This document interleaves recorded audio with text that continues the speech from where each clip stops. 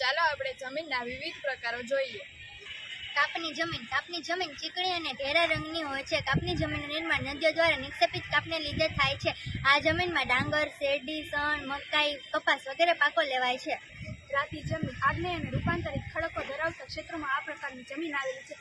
આ પ્રકારની જમીનમાં ઘઉં, જુવાર, બાજરી, કપાસ, અળસી, બટાકા વગેરે જેવા પાકોની ખેતી કરવામાં આવે છે. કાળી જમીન આ જમીન ચીકણી અને કસવાળી હોય છે. આ જમીન કપાસના પાક માટે વધુ અનુકૂળ હોય છે. તેથી જ તે કાળી જમીન તરીકે જાણીતી બની છે. આ જમીન રેગુણ નામે પણ ઓળખાય છે. પડખાવ કે લેટેરાઇટ જમીન વધુ વરસાદને કારણે તીવ્ર ધોવાણવાળા ક્ષેત્રમાં પડખાવ જમીન તૈયાર થાય છે. તેનો લાલ રંગ લોહ ઓક્સાઇડને કારણે હોય છે. ખાતર નાખીને તેમાં ડાંગર, કપાસ, ચા, કોફી વગેરે પાકો લેવાય છે.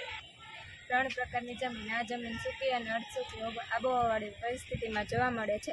આ જમીન રેતાળ અને ઓછી ફળદ્રુપ હોય છે. આ જમીન રાજસ્થાન, ગુજરાત, હરિયાણા અને પંજાબમાં જોવા મળે છે. પર્વતીય જમીન આ જમીન મુખ્યત્વે હિમાલયના વિસ્તારમાં જોવા મળે છે. હિમાલયના સામાન્ય ઊંચાઈના ભાગોમાં દેવદાર, ચીડ, પાઇન વગેરે વૃક્ષોના વિસ્તારમાં આ પ્રકારની જમીન જોવા મળે છે.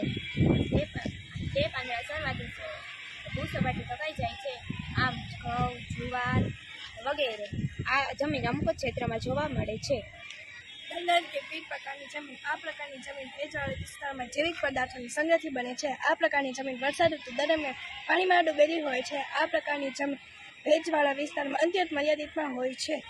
આપણે અલગ અલગ પ્રકારની જમીનો જોઈએ. આ એક અલગ પ્રકારની રેતી છે જેનો ઉપયોગ ગાડીના કાચ બનાવવામાં થાય છે.